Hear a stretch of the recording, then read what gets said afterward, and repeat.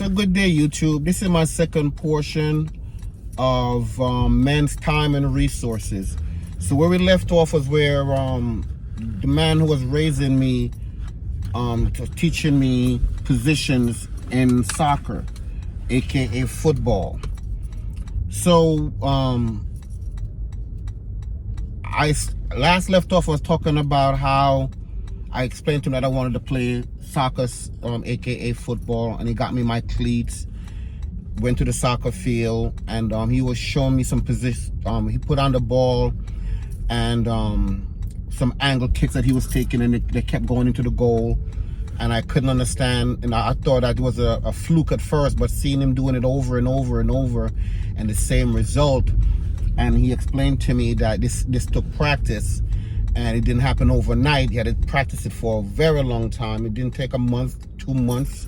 It took a couple of years to practice it because, depending on what part of the field you're on, you need to adjust for wind. You have to adjust for the positions that the players are in front of you. The things have to be adjusted. So it took him a while to get it. And sometimes he said it didn't work, depending on the fact that after a while, everybody know what he was doing. So it took a little bit, it took a while, and it didn't always work. So again, he made an effort to leave work and meet me at the soccer field and work out with me and show me what needed to be done. So when I decided to try out for the team now, I was basically the smallest person, not in age, but in height on the field. And the position I wanted to play was right back, which is right defender. And he told me, after watching me do a couple of practices, and the coach was yelling at me because he's like, you have to do this and do this and do this, and you're doing this wrong, and the player, you can't let this happen. And he never jumped up and screamed at the coach or anything. I guess he was there taking mental notes and stuff like that. So after the practice, then him and I practiced, and he would tell me, because I'm one of the smallest person in the field, I have to give distance between some of these players. And so, what do you mean distance? He said, well, by the time they kick the ball and he starts running, you've got to be at least running ahead of him at least 5 feet. Because what's going to happen is that by the time he passes you, he's going to get the ball and run right past you. So give him 5 feet. So when they kick the ball, you're already 5 feet ahead of him. So by the time he catch up to you, the ball will be there. Two things happen. Either you intercept it or you could take the ball from him. And sometimes there's nothing wrong with bumping him at the line. What do you mean bumping him at the line? Bumping him, push him off, get him off balance, and then you take off. So I said, okay, what could it hurt? So the next practice, I did exactly what was told to me to do. I would bump the player. By the time they didn't know what I was doing, well, they didn't understand what I was doing, but I was more of an aggressive player now. So I would bump the player, and they kick the ball, and he's not there fast enough to catch the ball. So I would intercept the ball, push it off to the midfielder. Or there were times where, because I gave the person 5 feet distance, by the time they kick the ball in the position supposed to be in, I'm already there before the player was there. So my coach started saying, good job, the whole game, good job. The next 5 practices, good job. I always started. So I was like, okay, so I'm a shoo-in for the first team. So I never played in the second team the whole time after that, just the first team. And I came home, and when I looked up in the stand, before I came home, I looked up in the stand, the gentleman was always there. I'm calling my dad now because it's time for me to elevate him. My dad was always there. And I'm like, but did you leave work early? But he was just always there. So I know when time came now for them to give out jerseys, my jersey I won was number 9, because that was the jersey that Carlos Alberto from the New York Cosmos wear, number 9. So I wanted that number. So the player come up, they give them the number. So there's 3 players left, including me, number 3 within the 3. And The second player, they gave him the number 9. So I'm like, oh wow. So the last jersey in hand now, so I guess then that's the jersey they're going to give to me. I didn't get that jersey. They gave it to another player, and I was distraught. I didn't show it to them because my father said, never show them your feelings. So I didn't say anything. I just congratulated everybody because he forewarned me that regards to what happened, you don't show your anger or your dismay for them, you know, congratulate them.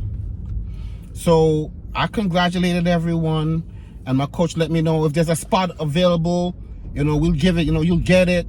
But I know there's not going to be a spot available because everybody already gave out numbers, and I didn't see any reserve numbers, so there is no other spot available. So I came home and I told my dad what happened, and he said to me, you know, life deals you so many different hands. It's how you come out of it.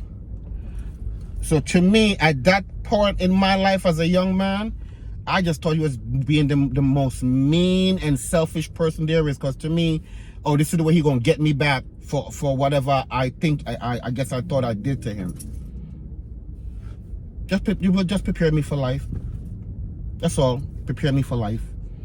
This is what life does, regards to how you perform at a higher level, low, or whatever. You are going to be overlooked sometime. You may be the best person in the room, but sometimes it's going to overlook you. He said, but support your team. Go to the games and support your players. Because trust me, even though he's the coach, he didn't make that decision on his own. I said, what do you mean? He said, the players have to be comfortable with playing with you. And I guarantee you, they have a hand in it. But support them. So I went to the games that I could make, because again, based on my schedule at work, I had to be at work. And since I wasn't on the team, I made work my outlet. So we went to the finals, and the guy that they picked over me when we got to finals, the right fielder was killing him. He couldn't control him. All the goals were scored from that right corner, from the right side. All the goals were scored from that right side. So, and I hear the coach saying the same thing he said to me to that player the whole game. So we didn't win, and I congratulated, you know, came over and tell everybody, well, we'll do better next year. And two of the players said, if Paul was playing, we would have won that game. And then everybody said, yeah, if he was playing, because he would have known what to do. And, you know, that's when I understood that they did have a hand in it. They did. So people could smile in your face, but are not for you, because they don't think you could do it.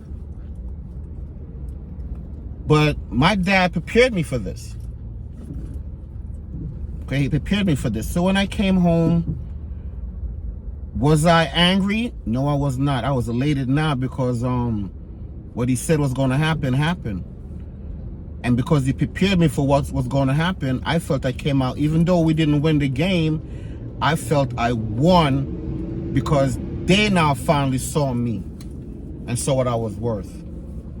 So I came home, and my dad took me out. We went out hanging out for the day.